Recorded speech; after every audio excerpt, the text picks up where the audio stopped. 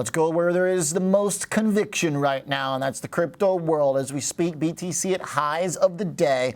We're looking at 87.6, Ethereum 33.40 in the futures market. Andy Baehr joins us from CoinDesk Indices, head of product.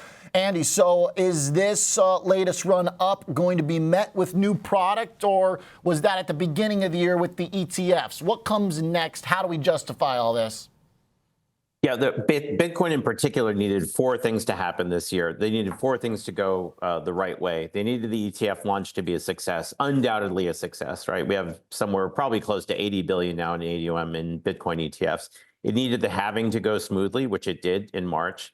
It needed the Fed to ultimately start an easing cycle, which it did on September 18th. And it needed regulatory reform, which it got basically in one giant dose the night of the election. So Bitcoin hit its all-time high. The first one on election night, we got it at 1:24 a.m. with the CoinDesk Bitcoin Price Index, and it was just like a dog kind of scratching at the door, you know, wanting to go out for a walk.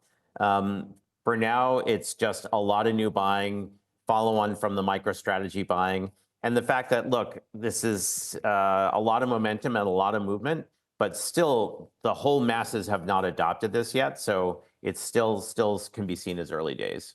How do we combine the early days, masses haven't adopted it yet, with the huge success of the ETFs? I mean, I feel like we got to pick one of those. The ETFs is the basic entry point for the average investor, and they've gone crazy. They've been the most successful ETFs ever. So how can we still call it early days? It's a $1.5 trillion asset, right? And if you think about the concentration of holders, you think about the number of people who don't have advisor access or wirehouse access. We're still early on. 80 billion is nothing compared to how the user base and the ownership base of Bitcoin could be in the future. It's still not an allocation in pension plan strategic asset allocations.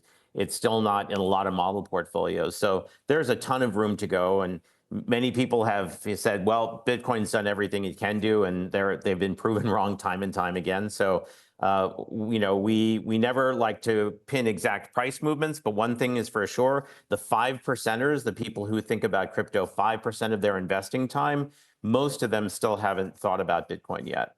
Okay. Are you basing this on what, surveys or what? So if you're, the pensions are kind of, I mean, because that kind of seems like a big domino, right? To your point, that's fair enough, fair point. If pensions are going to start allocating to this. But again, the most successful ETF launches arguably in history. We're up to now back to $1.7 trillion market cap. So the early stage part, I'm still having trouble wrapping my head around. Oh, the early mid-stage, part, right? At least we're in mid-stage, are we not? Or how do you quantify these things? I think you would quantify these things. First of all, 80 billion out of 1.5 trillion is not a huge number. There's still a lot of concentration among original Bitcoin holders. Okay. I still think it is thought of as a fringe conversation. And by the way, that's just Bitcoin. Let's think about the rest of the. I mean, the president just kind of won on a big crypto platform. It doesn't seem that fringe. Seems like it's mainstream. We certainly, it's not fringe to us because we're in it every day. Right. We still think it's not considered, you know, it has something of a derivatives market. It needs more of an options market. It needs to be present in more types of retirement accounts, more types of managed accounts and model portfolios. Look, the ETFs are January 11th. We're 10 months in. Yeah. You can't saturate a market in 10 months, and so we still feel there's a ton of room to go with respect to adoption. The real story that's been exciting since election day has been the breadth. Bitcoin's been great, but the CoinDesk 20 index is up 34% since the day before election day. Wow. That has been led by names like Sol, by Solana, by Uniswap, by Chainlink, by Cardano. These are names that are future of finance names. Bitcoin is a macro asset. It's its own thing. But when you think about smart contracts, when you think about the type of life-changing blockchain technology, changes that could happen, that could change our lives in the same way the internet did and mobile phones did, blockchain can do that. These other names, which can now count on or now are expecting a more workable regulatory environment, can take off. That's where real growth happens. Growth of ideas, growth of new platforms. So you have Bitcoin as a store of value, finite supply, 15, 16-year track record, and you have all of this growth from new names and new blockchain technology. We think investors should think of those two things kind of separately in a way because they are separate. But really, from our point of view, the big news is in the breadth. That's where it does kind of feel like we kind of go around and around on the topic, though, because then you've got Dogecoin, the sixth biggest by market cap, up 100%. Like, isn't there not still a lot of like junk mixed in here? And then how does that weigh against the argument for Bitcoin as the utility when everything else is doing the same thing as it again? Seems like it always does this every time. I agree. Dogecoin and the rest of the meme coins do have a lot of volatility and a lot of followers within their network. We don't have meme coins in the CoinDesk 20 index for exactly that reason. We want to base it more on sectors that are more contributing to the future of blockchain technology and future of finance. So names like the layer one Solana and Avalanche and Cardano and Ethereum are in there. Service providers like Chainlink, DeFi names like Uniswap, AI names like Render. These are names that are promising growth, and they really make up the core of our index. We think people should look at that next to Bitcoin and look at them as kind of two separate tracks to watch within the digital asset class. Got it. Yeah, I got it in front of me right now. Bitcoin 31%, Ethereum 20, Solana 18, XRP in there 8. Okay, now, so in terms of product, what do you see as kind of the next step then? Is it like actively, do you want to see like a product built on top of the index, or walk me through kind of what comes as far as innovation, investment-wise, like investment vehicles? Absolutely. When you go outside the United States, there's a ton of product already built on CoinDesk 20, even though it's less than a year old. There's a perpetual futures market that trades on Bullish and one other exchange that just crossed 9 billion in volume. There are structured products, there are funds, there are separately managed account products.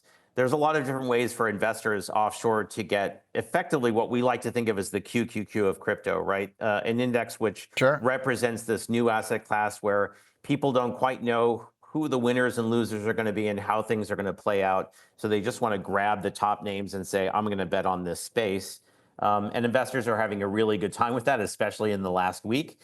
We're hoping that the regulatory environment will find better paths or basically pave better ways for us to bring QQQ type crypto investing to U.S. investors. Okay. Hey, Andy, what do you want to see, or what does the crypto community you think expect from this new administration when it takes over? Obviously, they embraced the notion of crypto and deregulation. I think they've pretty much promised Gary Gensler out day one, so I feel like that's the most concrete thing. I asked Vivek about the balance sheet idea, and he said that was a thought experiment. So do we know beyond Gensler getting the boot what Trump 2.0 is going to mean? I think actually we do want regulation, not deregulation. We want a regulatory framework that allows new projects and existing coins to sort of know what they are and know how they're going to be regulated. Right now, there's a lot of ambiguity. Chair Gensler can't necessarily be fired right away, but the chair, an acting chair of the SEC can be appointed by the president, and that's fairly easy to do. There's definitely 2 pro-crypto commissioners on the SEC right now. What else do we want to see? We want to see legislative action. We want to see the softening of some of the rules that the SEC put in place about custodians. We think that even if all of the branches of government are in the same political party, there's going to be a lot to do. Crypto may not be a day one thing, but the promise that it can be a term one thing is very excited for us. And by the way, we're just catching up to the rest of the world. There are dedicated digital asset rule sets and regulatory bodies in all over the world, in Europe and in Hong Kong and in Singapore, and a lot of the talent has moved to those places because people know how to operate in a way where they are protected by knowing what the rules are. If we can bring that kind of environment here to the United States, we think that a lot of the talent will come back. U.S. is really good at building new tech, and that's why I think the market feels really, really strong about the election results and the path forward. Okay. Point taken on the regulatory side. What about structural framework like, I don't know, doing something to allow it to bank easier, transact easier, or like any buying power stemming? Because the market's trading like there's buying power coming. I've only got about 60 seconds. No, that's fine. A lot of the rules that keep banks from touching digital assets have to do with capital reserves that the Bank of International Settlements imposes on them. So that's really outside of the U.S. purview. I think getting the custody thing worked out, if we can get some of the big custodian banks, Boney Mellon is the only one right now that's allowed. We need more of that in place. Custody, trading, more derivatives, more retail product with more breadth. More good stories to talk about. It does not hurt when the president talks about Bitcoin. That kind of makes people feel like, yeah, I should spend some time on this, but we need to talk about the whole asset class. So that will build demand, both from the sales forces and from end investors.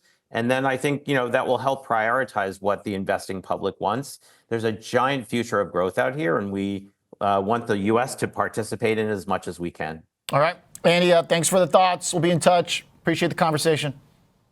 Thank you. All right.